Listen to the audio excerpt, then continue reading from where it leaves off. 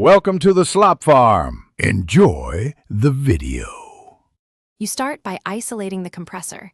Disconnect power at the breaker and apply lockout/tagout so no one can re-energize it.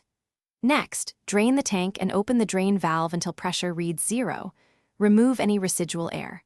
While you do that, lay out the replacement motor, appropriate wrenches, multimeter, and alignment tools. Once done, take a photo of the wiring and mounting arrangement so you can replicate orientation. Make sure you have the right nameplate specs for voltage and horsepower. You'll unbolt the motor while supporting its weight. Use a jack or hoist to prevent a drop.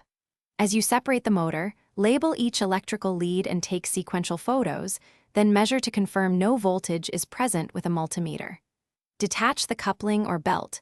Inspect the shaft, coupling halves, and mounting plate for scoring or misalignment. Once removed, clean the mounting surface and replace any worn shims. Make sure shaft keys and coupling bolts match the new motor before positioning it. You position the new motor on cleaned mounts, align it concentric to the pump using feeler gauges or a dial indicator, and install the shaft key and coupling. Tighten mounting bolts to the specified torque and recheck alignment because small shifts cause vibration. Reconnect wiring exactly as photographed and secure terminals.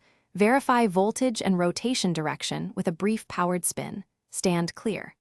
After confirming correct rotation, slowly repressurize the tank and observe for leaks or